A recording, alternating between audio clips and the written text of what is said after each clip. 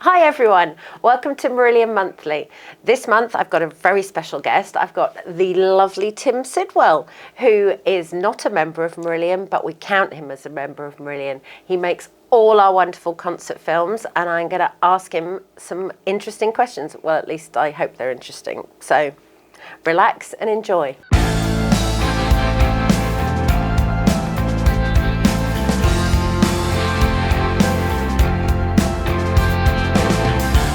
How do you like being on this side of the camera? I absolutely hate it. Do you? Yeah. Yes. Yeah. But I'm not quite at Mike Hunter levels. Mike and Rich, we need to get them on. We need to get them on, definitely. We do. Absolutely. So let's start at the very beginning. How did you come to be involved with working for Marillion? You've got a lot to do with it, actually. Do I? Yes, funnily enough. No, it's true. I mean, I've known Anne Bond, who is part of the Web UK, since we were at school together, about 11 years old. And I knew that she was working for the Web UK and stuff. And when you came on board and you did a little tour of the country trying to sort of see what talent you could plunder from the ranks of the fans, she said, do you want to come along, Tim? And I think it was in a bar in Birmingham or a pub in Birmingham. That was in 2000 or 2001 or something? Like that. Yeah. And at the time I'd only really started to get into all this, and we were doing very low budget TV commercials, and it wasn't until 2004 that I actually got involved a little bit more when Paul and Jace from the Boom Boom Boys said, do you want to come along and help us shoot Marbles on the Road, which basically just meant sitting on the stage filming the crowd at the Astoria. Oh, fun. Yeah. And that was it. And then I think I also remember doing an in-store in Birmingham for the Marbles promotional tour. I think I emailed you. I saw the band were coming. I had a spare day. My mate Chris, who's still working with me and doing stuff for the band as well, we had a spare day and thought, well, see whether they want it doing. So have we ever released that footage? No, and I've been trying to. I don't know where it is. If you can find it, put a clip right in now. Just show a clip, and then we can maybe put it on YouTube or on the Space or something for people to see. Because I remember that in store. That was really fun. It was, yeah. It was. I think it was just Pete, H, and Rothers, and they did their Los Trios Marillion thing, and then they did a signing session. Yeah. And then we've kept you as part of the family ever since. I know. So you've done a lot of concert films for us now. Good grief. Yeah, Somewhere in London, the Royal Albert Hall, loads of the tours. So I'm going to ask you a favourite, but I know what the answer's going to be. Well, it's got to be the Royal Albert Hall, hasn't it? And it's not just because of what we all produced at the end of the day. It was just the whole experience. It was just, I get goosebumps thinking about it. It just felt like a bunch of mates going into a room and putting on a gig and filming it. What was your? I'd like to remind everyone watching of that concert. So we'll play a track from it. Do you have a favourite track that you've? Well, either your personal favourite track, musically, or your favourite track to film on the night. I think. Funny thing is, I don't really remember too much about the Fear set, really. It's the second set, isn't it, that's sort of had more of the attention, that gets sort of on Sky Arts and stuff like that, and a lot of that is on YouTube as well. The Space, I mean, that was such a great one to film because of the new introduction with the strings, and H giving it his all at the end. And Go was great as well because of Finger Lights. You've got to choose one. Oh, come on! And we've got to play it, have we? We've got to choose one, and you can play it right now. Okay, well, let's go for Go then. Go for Go.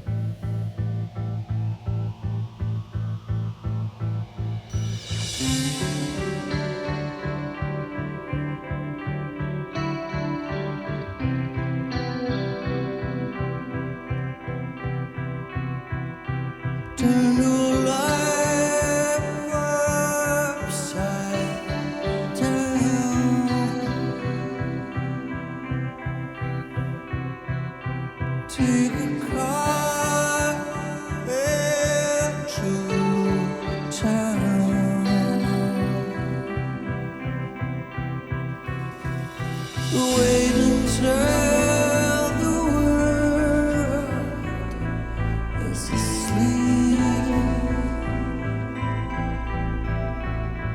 and tear it up and never start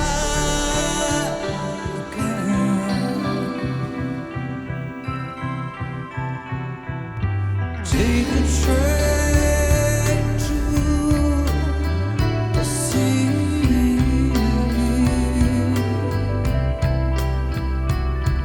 Stay up all night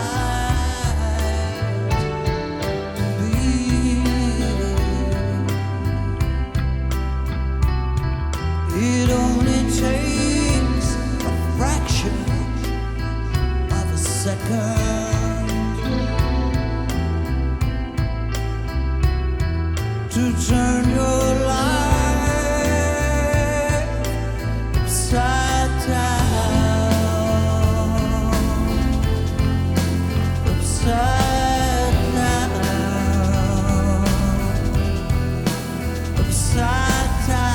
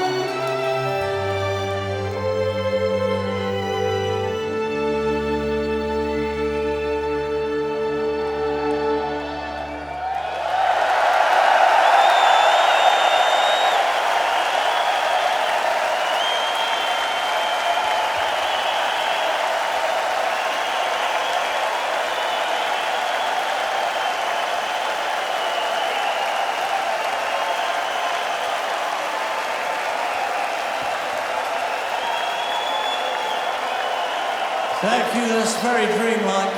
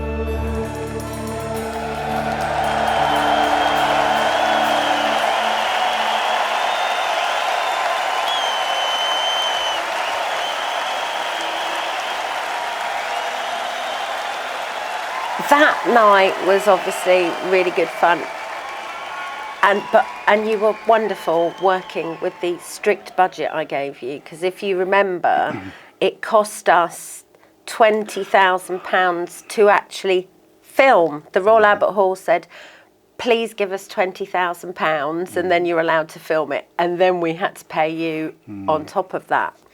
Pretend for a moment money was no object. Yeah. What would you have done differently? Would you have added more cameras? No, I don't think we would, because, I mean, you think the budget was restricted. I didn't think it was at all, because we ended up with a jib right up in the gallery area, which got those amazing aerial shots of the room. We had what's called a Furio, which is a remote tracking camera, which was brilliant for getting shots from the front of house area, sort of tracking across people's heads. And we had a tower cam as well, sort of above Ian's thing. So we had lots of toys on that You had shoot. lots of toys, wow. So it was, and we had quite a few camera operators as well. So I wouldn't really wish for anything more for that show. Okay, but... Are you trying to give me more money? No. Well, I'm hoping that we win the lottery one day. Port Zealand, Yeah. we all know that the movies are incredible that you produce, that we do in the Big Ten. If I literally said to you, money was no object, what would you do there? You know, what are you restricted on?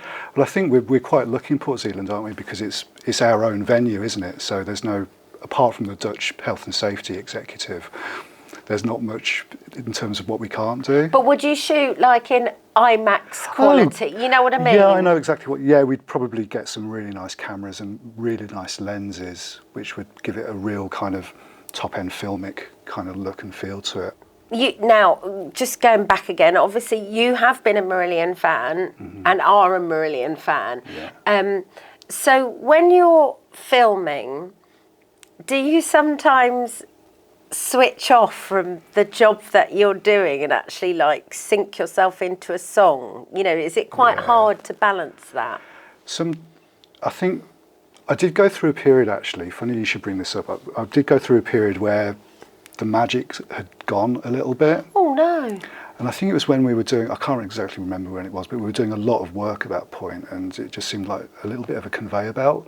But 95% of the time that's not the case. I've been editing stuff over the last couple of weeks where I've just sat down and it's been an absolute pleasure to sit down and go to work. Not that I think what I do sometimes is work, because I mean, I've been dreaming about doing this since I was like 14 years old. And, you know, sometimes you have to sort of step back and say, bloody hell, I'm so lucky to be involved with people like you, people like the band, and, you know, other people that I work with, you know, not just the artist, but all the crew that I have, and, you know, everybody that sort of comes together to make a show. You know, everybody's sort of there sort of aiming at the same goal, and that's to make the show the best show possible. So what is your favourite Marillion song? My favourite Marillion song at the moment is Crow and Nightingale. Oh, I see. I knew you were going to say that. Before Crow and Nightingale, what was it?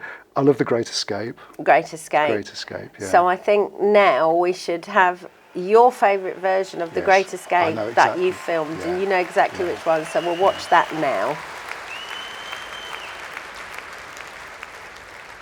Heading for the great escape, heading for the rave, heading for the permanent holiday, heading for the winter trip, heading for the slide, heading for the dignified walk away.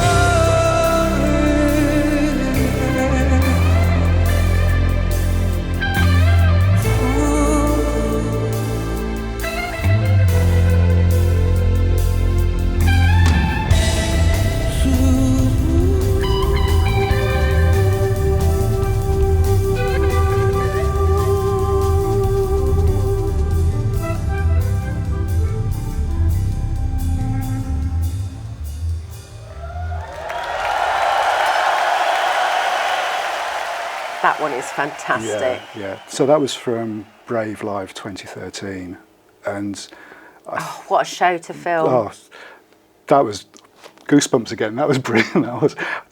I remember going to the Forum in the lead up to Port Zealand because H did like a production rehearsal day, didn't he? Do you remember that? Yes. And it was just H. None of the rest of the band turned up, and it was just so that he could mark out all his performance pieces during the show. And I remember being at the Forum in this empty auditorium. Oh God, yeah. I just forget all the stuff that we do in the lead up to these things, but the band always want to put on as professional a show as possible, Yeah. which probably makes it interesting for you to film as well, because H especially as the frontman wants to put in different things. So it's nice for you to capture those moments. I mean, he's great as a frontman. He always has been, hasn't he? And I think, although I think they're all increasingly getting a bit kind of weary of the camera themselves, but you can always count on H to deliver a top-notch performance every time that we're sort of pointing cameras at him. And you know, the soul that he puts into his singing and, you know, the performance to the crowd, it's just so wonderful to capture on camera. Well, talking of pointing at cameras, I know that Ian years ago said to you, "Stop filming me from behind." And so then we suffered with one of the films where he wasn't in it at all, really, because he'd also said to Jens not to put a spotlight on him. Yes. To make it as difficult as possible to film. So Ian was always in the dark. Maybe you've got some footage of that. Ooh, I'll just put a black screen Yeah, on. just put a black screen. And I think they all suffer from, they don't want to see themselves on screen, which is really hard for you. Yeah, and you have it with a lot of artists that they just don't like the look of themselves, yet they're quite prepared to put themselves on a stage in front of 3,000 people every night. But they don't want to see it, But it's been a journey over the last 20 odd years. It's not only to see the band sort of grow a little bit older, but also the audience as well. I've often thought be interesting exercise to do like a montage of the front row at Port Zealand from 2007 until 2025. Time lapse. See the wrinkles slowly creep. Hair fall out. Yeah, recede. Oh, we should do that. So, like, I know that next month or the month after, we're going to do a Marillion Monthly with Ian behind his drum kit in the studio. Yay! Where he's going to give some lessons or insight and show his drum fills. Why am I doing that? Have you had a thought about how you're going to film him, because he won't want you to be behind him, but you need... Well, it needs to be over the top, don't you? I mean, we're both looking over there because over there is where Ian's drum kit. Domain is. And yeah, I mean, going back to Ian and not wanting to be shot from behind, you can't shoot him from the front either, because he's just behind this sea of cymbals. Well, that's what all the photographers say. I get all the photographs in from a tour, and there's like, here's one of Ian peeking out from behind a cymbal. No, I think with what we'll do with Ian, I think the most important thing I think he'll probably feel is that his hands are in view. So we can put cameras in there that will allow that and not encroach too much on what he doesn't want to be. Well, I think, you know, a lot of the fans have asked for, I would just like to see Ian play the drums, or I would just like to see Rodders play guitar, for example. Now, you always, when you're filming, you always have a camera on each of them. So is that something possible for the future, that we could just release? Just their camera? Yeah. Sometimes it's, camera operators have to reposition a lot, so it wouldn't be a smooth kind of but maybe it could be something we could do a couple of tracks or something. Well, funny you should say this. On the Space, sort of buried somewhere on the channel, there's a few videos that I did, I think, during lockdown, where I've called it Director's Chair, where I've put all the camera feeds for a few songs. So you're gonna find me, Santiago!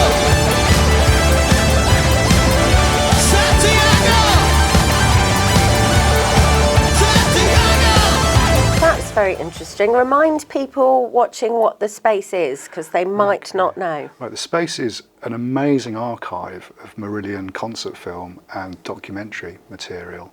Pretty much everything that we've produced over the last 20 years or so. It's a monthly subscription or an annual subscription. It's the price of, well, it's less than the price of a pint of beer every month.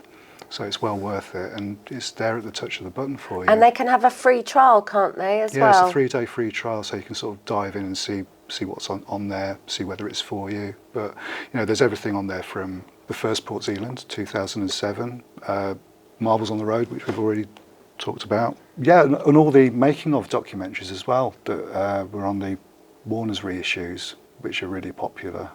So people really should go and check that out. There's hours and hours and hours and hours of material on there. It's a real. Well, it's testament as well to the investment that the band and yourself give to the video side of it, which I think has been really important, hasn't it? Sort of documenting the band's career and. Well, there's going to be a new release on that at some point. I'm not saying soon because I know you're busy, but you filmed some stuff at the Roundhouse before Christmas, didn't you? You're going to be putting that into... That's right, that'll be an exclusive on the space. That's kind of a behind the scenes, day in the life, not so much concentrating on the band, but we did interviews with yourself, with Jens. Yeah, do you remember that? Yeah. I did an interview with Anne-Marie as well, so that was really interesting. And we followed her around a bit as well, sort of filming her, photographing. Yeah, because Anne-Marie, of course, was photographing the tour, and myself and Anne-Marie are working together at the moment to produce a lovely coffee table book of photographs. She's just impossibly talented, and she sent through 300 photographs. Wow. And we need to reduce it to about 150. Normally that's easy when people say, you just go, nah. I'm just going, no, I can't get rid of anything. I think we've got rid of about 10 so far. So it's going to be like coffee table book that actually is a coffee table. But we hope to have that out after the summer. But it's absolutely beautiful. It's going to be absolutely beautiful. So that would be a nice companion to that. We're just having a business meeting here. Yeah, we just don't mind us. So why don't I make sure that what I've done is ready to be dropped into the space? Fantastic. When that book comes out and it can all sort of tie together. That would be really fantastic. And of course, for our YouTube viewers, we will put a short version on YouTube for us because we like our subscribers. There's what, 111,000. 111,000 subscribers. More subscriptions, please. So there, as you can see, because we're just like, oh, business, there's always a lot going on in Marillion world. And obviously you had this idea for Marillion Monthly, and we've kept it going for 1.5 years so far. And I think, you know, there's still a lot more we can do. Is there anything that you would... Again, money no object, time no object, nobody saying no. Is there anything that you would be interested in filming for Marillion that we haven't done yet, or...? It's very difficult because we've done so much, covered most things. I think the next thing, actually... Business meeting, here you go, you heard it here first. Next is Port Zealand. Yes. You know, it's the last one at Port Zealand. So it is. This is our Marillion weekends that we announced for 2025. We're doing 8 of them. In case you missed the announcement, all the details are on marillionweekend.com. It's our last one at Port Zealand because we build the tent, as we call it, in the car park. And they're having their car park made into one of those solar panel, you know, you park underneath the solar panels that charge electricity for the park, which is fantastic for them and the planet, but obviously means that we can't take them down to build a tent. So it's our last Port Zealand. So you need to film the amazing last Port Zealand. I think the angle that I'd like to go at is what it's meant to people to go there every other year for the last 2007. The last something best part of 20 years. And I think what I'll probably be pitching to you and the band is, let's try and get a sense of people's experience of it, you know, from the moment they leave home to meeting old friends that they've met through Marillion and having been at the Marillion weekend at Port Zealand over the years, their experience on site. I mean, we covered this all to a certain extent with Unconventional, which I'm really proud of as a documentary, because I think it really sort of gave the spirit of the weekends, but it didn't really delve into how the fans experienced the whole thing. So just trying to work out how we can do this, and it's probably going to be asking a lot of people to sort of film on their phones, and we might give people like a list of things to cover, you know, whether it's going to the Adventure Factory or whether it's what it's like queuing up. Lovely. That sounds good. All that kind of stuff, and then at the end of it all, it can all be edited into, you know, a nice keepsake for everybody. You know, and probably get the crew involved as well. Well, getting the fans involved is a good thing. When we started this Marillion Monthly, we asked fans to film themselves saying, "Welcome to Marillion Monthly," Yeah. and then we haven't reminded people to do that. No, please send us your clips. Send us a clip. All the details will be below, saying, "Hi, it's Lucy from Hertfordshire. Welcome to this episode of Marillion Monthly." That's all we need, and just make it fun, and then you can be in an episode. What else did we ask people to do? Quite a lot. The thing is, we're so busy. We have other jobs. You know, Tim's just been filming Elbow, and what other bands do you work with? Oh, so Elbow's been the last couple of weeks. We filmed them at the O2 Arena. I've been finishing off an edit for Skid Row. Oh, remember them? 18 and Life. That's it. Love that We song. filmed them at the back of 2022 at the Forum that we've already mentioned. So I've just been finishing that off. I've been doing some work for Big Big Train. Got a Deep Purple edit on the back burner. So busy. So he's a busy boy. I'm a busy girl, and you know we have to apologise that sometimes things slip. But we will do our best to keep doing the Marillion Monthlies, because I mean, just that one we did last month with Mark Kelly, I learnt a lot. Yeah. Did you learn a lot? I did, yes. You know, and we think we know it all, so it's really interesting to talk to the band and stuff. I did a little survey on my Facebook group, and I asked the fans which was their favourite song that you had filmed, Yeah. and I'm going to play it now.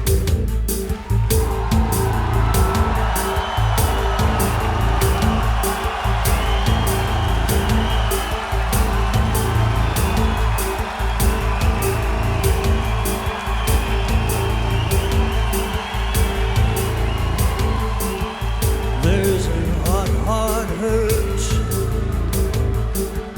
burning under her skin, and it breaks her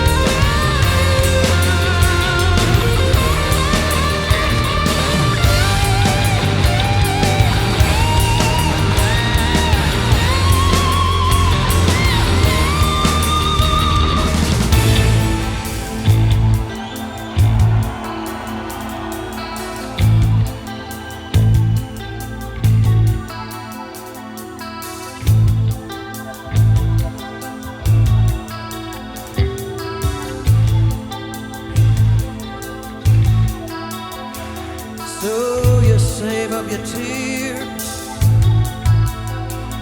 for the moments alone, until the splinters you gathered, they leave your glass hard and numb. The same sun is shining on the old and the young, on the saints, on the weak and the strong.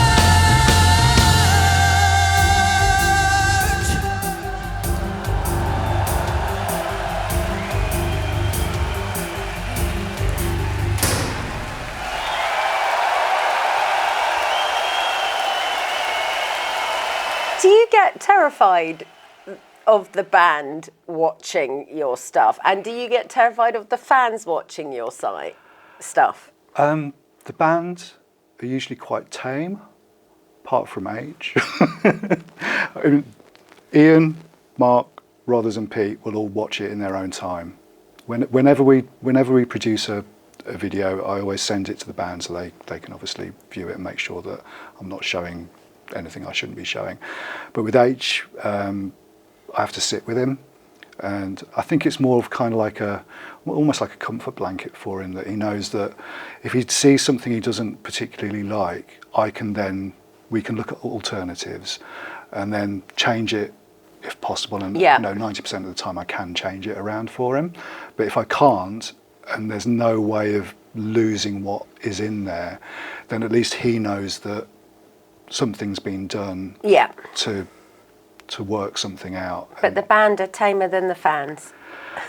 Yeah, I mean, we're really lucky, I think, and I think it's testament to the professionalism and skill of everybody involved in producing these things. Whether it's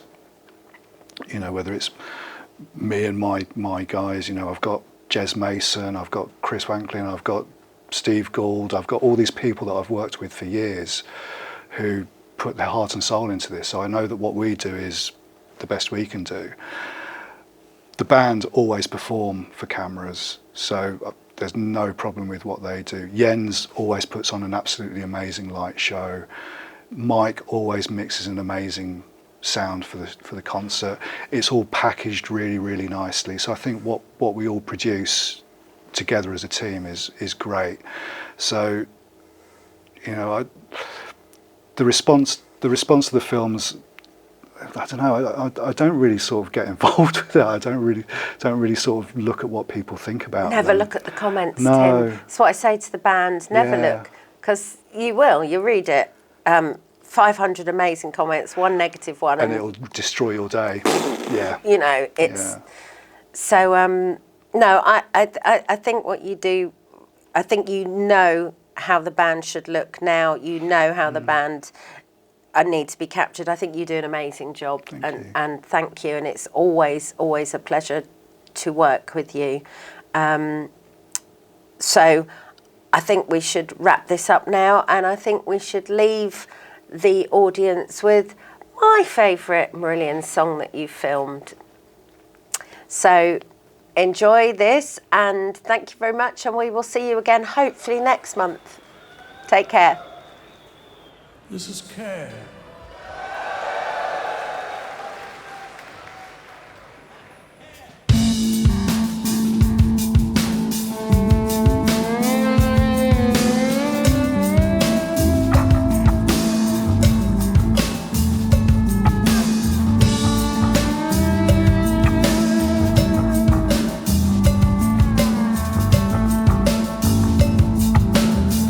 They give me maintenance drugs. They said I'll be okay. They give me maintenance drugs. They said I'll be okay.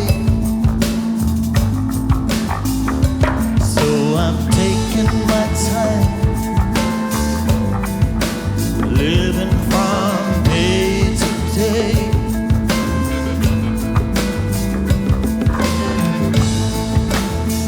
You got to live. No one knows how much time.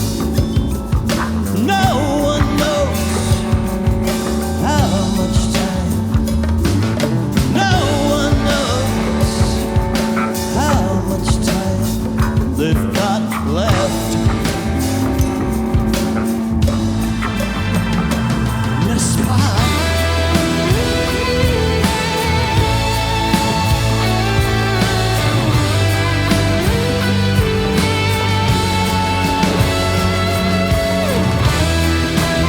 And now I'll be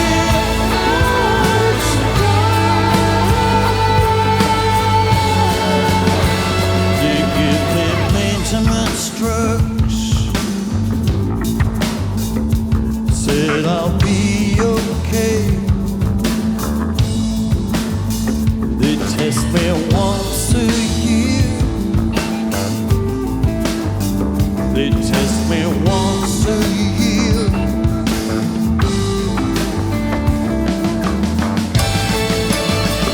You have to care. You have to care.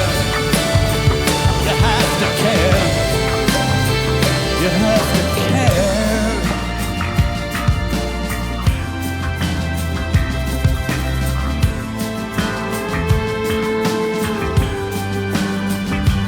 No one knows how much time. No one knows how much time. No one knows. They said I'll be okay. They said I'll be okay. And I'll be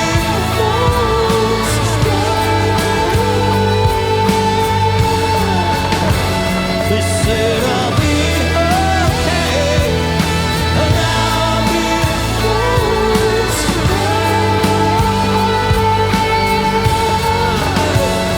I know, huh, whether you like it or not, when it's gone, it's gonna take you with it. This one, whether you like it or not, when it's gone, it's gonna take you with it.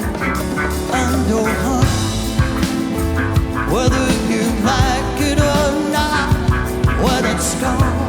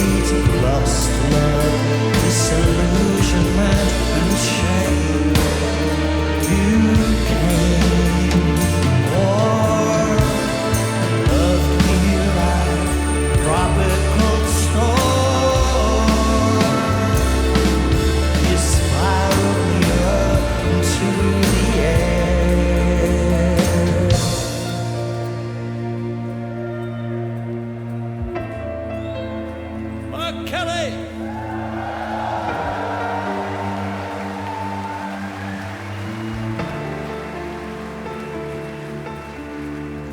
These are the days that will flash before our eyes.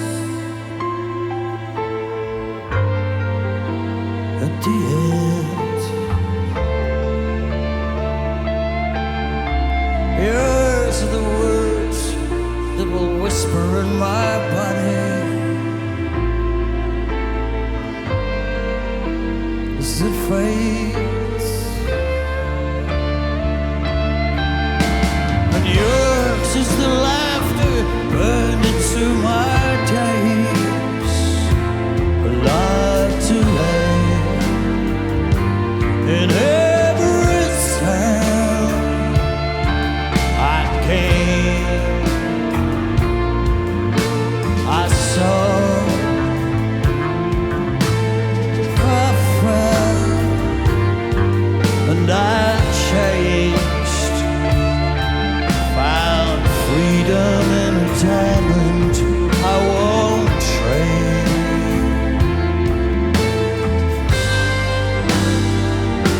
Not even for heaven.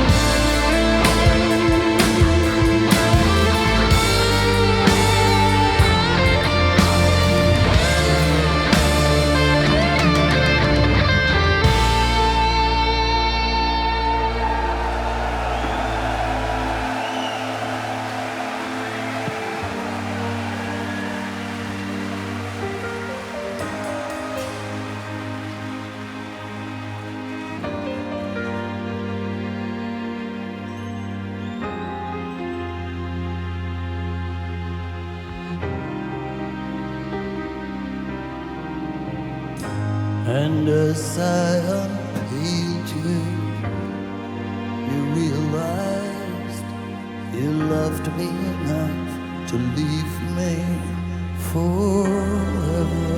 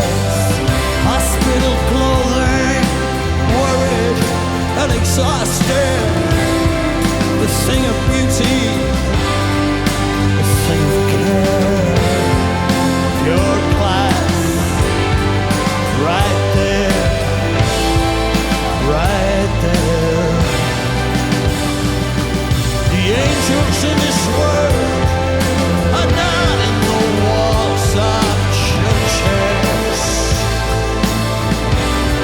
Stay, brethren!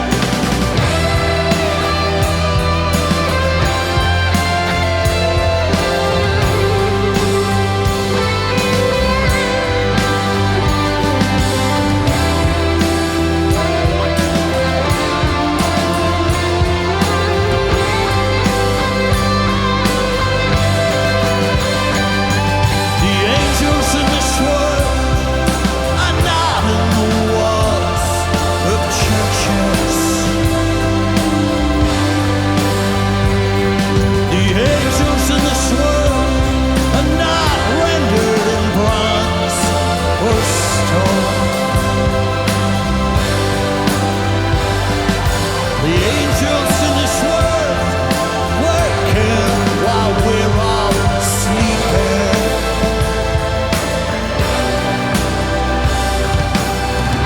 She wrapped her arms around me. He wrapped his arms around me. She wrapped her arms around me. He wrapped his arms around me.